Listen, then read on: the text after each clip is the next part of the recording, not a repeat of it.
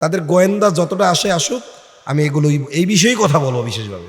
যেই দিন আবরার ফাহাদ হত্যা হইলো আমি নিজেও জানি না, সবসময় তার ফেসবুকে থাকি না। আমাকে সেক্রেটারি সাহেব ফোন দিয়েছে, যেহেতু থানার থেকে একটা মসজিদে কি আইছে, মানে এই যে নোটিশ আসে না, নোটিশ থানার থেকে মসজিদে নোটিশ এসেছে, আমাদের মসজিদে একটা আইছে, আবরার ফাহাদের হত্যাকাণ্ড নিয়ে যেন কোনো কথা না বলা হয়, এটা আসছে। তখন আমি বললাম, এটা কি আপনার হুকুম? আমি কেমন ইমাম, এটা তো কেশিয়াস জানে। বলছে, না হুজুর, আমার হুকুমটা এটা থানার থেকে দিছে, এটা জানাইলাম আপনার। আপনার মত কি? তো সে কোনো মতামত দেয় নাই। হুজুর, আমার দায়িত্ব ছিল জানানো, জানাইছি।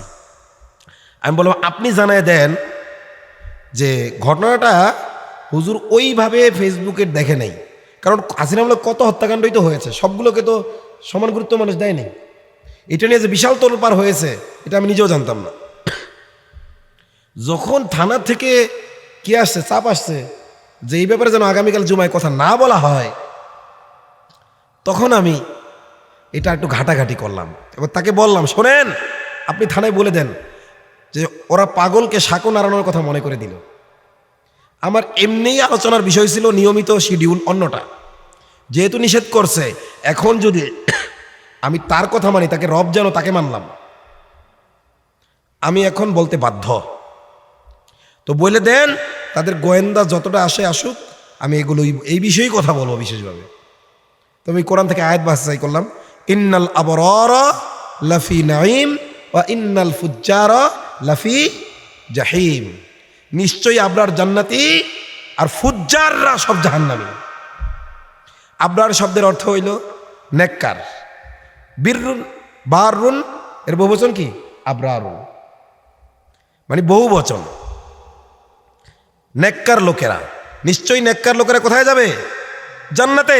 আর পাপাচারীরা যাবে, আমি বললাম, ভারতীয় আধিপত্যবাদের বিরোধিতা করেছে আবরার ফাহাদ, ইন্নাল আবরার লাফি নাঈম, সে নেক আমল করেছে, সে জান্নাতে যাবে ইনশাআল্লাহ।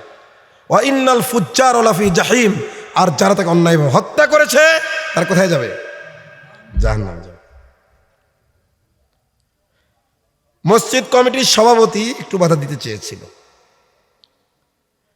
সে বলতেছিল, হুজুর, আমি শুধু মসজিদ কমিটির সভাপতি না, আমি দলেরও সভাপতি, লীগেরও কি, আমি লীগেরও সভাপতি, আপনার আমি ভালোবাসি, কিন্তু আমাদের উপর চাপ আছে।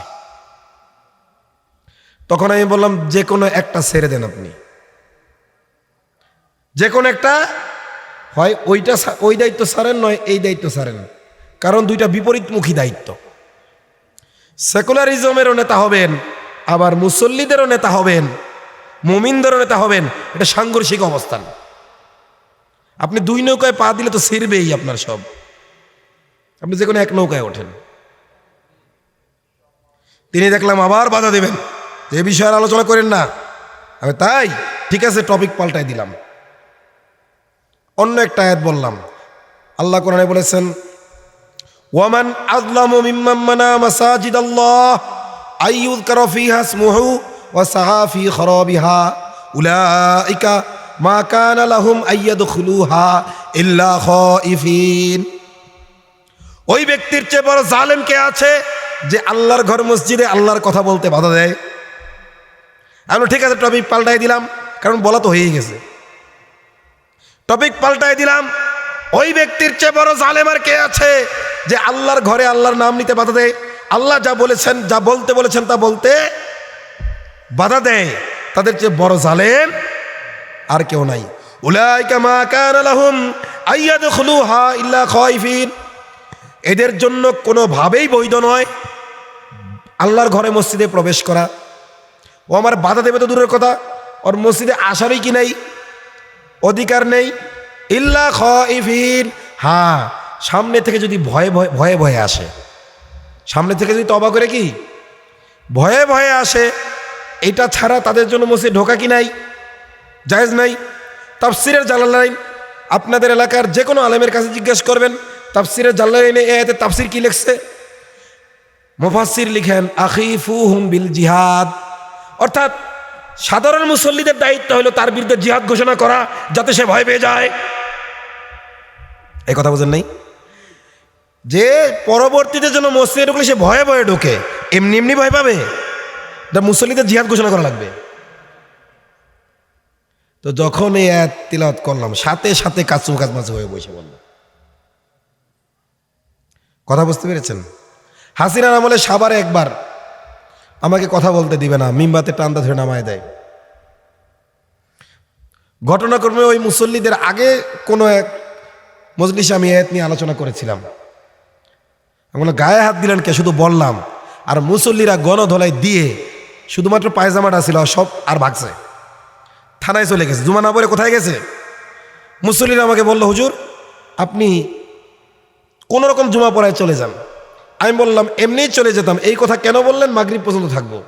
দ্বিতীয়বার বললে আজকে সারা রাত থাকবো, এরপরে যদি চলে যাওয়ার অনুরোধ করেন আরো একদিন বেশি থাকবো ইনশাল্লাহ। কেন যাব? কি অপরাধ করে? চুরি করেছি নাকি আমি? যাব না। যে মামলা করছে, পরে দেখি মামলা সবার নাম দিছে, আমারটা বাদে। কি জন্য আমার বাদ দিছে আল্লাহ জানে। মসজিদ কমিটির নাম দিছে। কার নাম দিছে? মানে ও চিন্তা করছে হুজুরে আনছে যারা এলাকার, তাদের নামে দেব। হুজুর তো বাইরে, এর দিয়ে কি হবে? বা কি চিন্তা করছে ও জানে। মানে যারা আমাকে নিয়ে গেছে তাদের শায়েস্তা করবে ও। সে হলো মুসলিম মুতল্লি ওই পাওয়ারে। তো আলহামদুলিল্লাহ পরবর্তীতে সামাজিকভাবে যখন তার বিরুদ্ধে জিহাদ ঘোষণা হয়ে গেল, পরে সে নমনীয় হয়েছে, মামলা তুলে নিছে।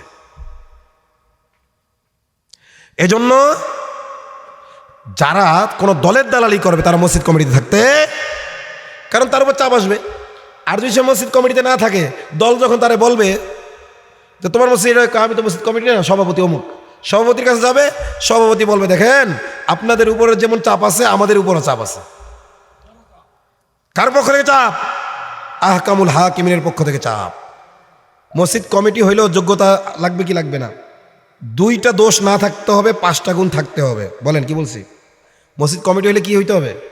2টা দোষ থাকতে পারবে না, সূরা তওবা আল্লাহ বলেছেন। আর 5টা গুণ, যেই 2টা দোষ থাকতে পারবে না সেটা হলো মা কানা লিল মুশরিকিনা আইয়ামরু মাসাজিদাল্লাহ শাহিদিন আলা আনফুসিহিম বিল কুফর। শাহিদিন আলা আনফুসিহিম বিল কুফর। মুশরিকদের জন্য বৈধ না যে তার আল্লাহর ঘর কি করবে? আবাদ করবে। চাই শিরিক ব্যক্তিগত হোক, চাই শিরিক রাজনৈতিক হোক। ব্যক্তিগত শিরিক আছে না? কেউ দুর্গা মানে, এটাও শিরিক। কেউ দরগা মানে, কেউ দুর্গার নামে বলি দেয়, কেউ দরগার নামে। এই মুশরিকরা যেন মসজিদ কমিটির দায়িত্বে থাকতে। আবার কেউ গণতন্ত্র মানে, কেউ সেকুলারিজম মানে, কেউ বামপন্থী, কেউ রামপন্থী, আছে না নাই? তো শিরিক যদি থাকে আর কুফর যদি থাকে, মা কানা লিল মুশরিকিন, মুশরিকদের জন্য বৈধ নয়। আইয়ামুরু মাসাজিদাল্লাহ, তারা মসজিদ আবাদের দায়িত্ব পালন করবে, তারা পারবে না। সলিড লোক হইতে হবে। শাহিদিন আলা আনফুসিহিম বিল কুফর, নিজেদের ব্যাপারে কুফরের সাক্ষী দেওয়া সত্ত্বে। অনেকে নিজেকে গণতন্ত্রী বলে গর্ববোধ করে, কি করে না? গণতন্ত্র কাদের মন্ত্র? ইহুদি খ্রিস্টানদের মন্ত্র না? হ্যাঁ, আমেরিকার মন্ত্র। আমেরিকা তো ইহুদি খ্রিস্টান নই। তো তাদের অনুসরণ যে করবে সে কি মসজিদ কমিটির দায়িত্ব পাবে? কুফর শিরিক তার মধ্যে থাকতে পারবে না। আর 5টা গুণ থাকতে হবে। কয়টা গুণ? 1 নম্বর, ইন্নামা ইয়ামুরু মাসাজিদাল্লাহ মান আমানা বিল্লাহ, যে ব্যক্তি আল্লাহর ব্যাপারে বিশুদ্ধ কি রাখে? ঈমান রাখে। ওয়াল ইয়াউমিল আখির, পরকালের জবাবদিহিতার ব্যাপারে ভয় করে। পরকালের জবাবদিহিতা যদি না থাকে, মসজিদে যা টাকা পয়সা আসবে সব মেরে দেবে। 2 নম্বর গুণ কি? পরকালের জবাবদিহিতার প্রতি বিশ্বাস। 3 নম্বর গুণ, ওয়াকামুস সালাহ, সালাত প্রতিষ্ঠা করে। সালাত প্রতিষ্ঠার মানে হইল নিজেও 5 ওয়াক্ত জামাত, সুন্নত মুস্তাহাব সহ জামাতে পড়ার চেষ্টা করে, তার অধীনস্থদেরকে বাধ্য করে, যেখানে তার ক্ষমতা চলে না ওখানে দাওয়াত দেয়। নামাজ প্রতিষ্ঠা মানে কি? নিজে 5 ওয়াক্ত নামাজ সুন্নত মুস্তাহাব সহ আদায় করে, যেখানে তার কর্তৃত্ব চলে ওখানে বাধ্য করে, তার স্ত্রীকে বাধ্য করে, সন্তানকে বাধ্য করে, এবং যেখানে তার কর্তৃত্ব চলে না সেখানে কি করে? দাওয়াত দেয়। দোকানের কর্মচারীকে আপনি বলছেন যে আমার দোকানে যদি কর্মচারী হইতে 5 ওয়াক্ত নামাজ পড়তে হবে, তাহলে কেউ বাধ্য না? বাধ্য কি বাধ্য না? সুযোগ আছে না নাই? আচ্ছা, এটা 3 নম্বর গুণ, সালাত প্রতিষ্ঠা করে। কয়টা কমিটির মধ্যে এই গুণটা আছে, সালাত প্রতিষ্ঠা করার গুণ? আল্লাহর প্রতি ঈমান আর পরকালের জবাবদিহিতার প্রতি ঈমান, এটা তো দেখা যায় না, সালাত প্রতিষ্ঠার ব্যাপারটা তো দেখা যায়। 4 নম্বর গুণ, জাকাত আদায় করে। কি করে? মালের জাকাত দেয়। জাকাত দ্বারা ফরজ জাকাতও আছে, নফল জাকাতও আছে। জাকাত শব্দটা পারিভাষিকভাবে ফরজ জাকাতের জন্য ব্যবহার হয়, কিন্তু মক্কি যুগেও জাকাত শব্দ এসেছে। এর দ্বারা উদ্দেশ্য হলো আল্লাহর রাস্তায় দান করা, মালকে পবিত্র করার উদ্দেশ্যে। তো জাকাত দেয়, অর্থাৎ কৃপণতা নাই যাদের মধ্যে। যাদের মধ্যে কৃপণতা আছে এরা মসজিদ কমিটিতে থাকতে, হারকিপটা আছে না নাই কিছু সমাজে, এই হারকিপটাদেরকে কমিটিতে আসতে দেওয়া যাবে না। কারণ ও নিজেই যদি দান না করে তাহলে মানুষ তোর দেখাতে কি দান করবে নাকি? ওর নিজের ভিতরেই উদারতা নাই, তো মানুষের মধ্যে উদারতা কেমনে সৃষ্টি করবে? 4টা গেল। 5 নম্বর গুণ, ওয়ালাম ইয়াখশা ইল্লাল্লাহ, এবং আল্লাহ ছাড়ার কাউকে ভয় করে না।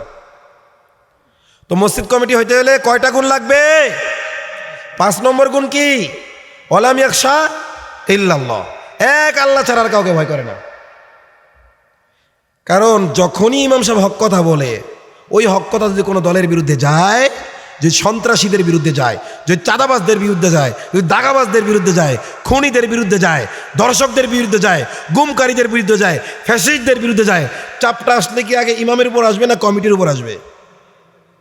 এজন্য কমিটি বাছাই করার ক্ষেত্রে সাবধান, ইমানদার বাছাই করো। এক আল্লাহ ছাড়া আর কাউকে ভয় করে না। এটা হলো 5 নম্বর গুণ। 1 নম্বর গুণ কি হইল? মানা বিল্লাহ, আল্লাহর প্রতি ঈমান আনা। 2 নম্বর গুণ, ওয়াল ইয়াউমিল আখির, পরকালের জবাবদিহিতার প্রতি অগাধ বিশ্বাস। 3 নম্বর গুণ, সালাত প্রতিষ্ঠা করে। শুধু নামাজ পড়ে বলে নাই, ওয়ায়ুসাল্লুন বলে নাই, ওয়াকামুস সালাহ, তারা সালাত কি করে? প্রতিষ্ঠিত করে। জাকাত আদায় করে এবং আল্লাহ ছাড়ার কাউকে ভয় করে না। এই 5টা গুণ থাকতে হবে, আর 2টা দোষ না থাকতে হবে, কুফর এবং শিরক। কুফর শিরক করে না, এবং এই 5টা গুণ যার মধ্যে আছে, অন্য ভুল ত্রুটি থাকুক তার মধ্যে, অন্য ভুল ত্রুটি থাকলে থাকতেও পারে, কারণ মানুষ তো ফেরেশতা না, কিন্তু এই 7টা বিষয়ে কম্প্রোমাইজ চলবে না। তো সামনে আপনাদের মসজিদ কমিটির মধ্যে এটা কি এই 7টা বিষয় দেখে কমিটি বানাইছেন? কোরআন পড়েন যে দেখে বানাবেন? আমরা দেখি মোরল কেডা, মাতাব্বর কেডা, এগুলো তো দেখি নাকি? সামনে থেকে এখানে তো বিভিন্ন মহল্লার লোক আসছেন, তাই না? মসজিদ কমিটি বানাইতে হলে সূরা তওবার এই 2 আয়াত দিয়ে বানাবেন। এই 2 আয়াতের মধ্যে যারা পড়বে তাদের মধ্যে এবার নির্বাচন করেন, কে যোগ্য বেশি, কে চালাইতে পারবে। কিন্তু এগুলো মৌলিক, এগুলো আবশ্যিক থাকতেই হবে। যদি দেখা যায় একাধিক ব্যক্তিবর্গের মধ্যে কি আছে এই গুণগুলো, তখন এইবার পারস্পরিক মত বিনিময় করেন, সমস্যা নেই। তখন ইলেকশনও করতে পারেন, সিলেকশনও করতে পারেন। তবে ইলেকশন হোক আর সিলেকশন হোক, হবে জ্ঞানী লোকদের, নির্বুদ্ধের না। আল্লাহ বোঝার তৌফিক দেন।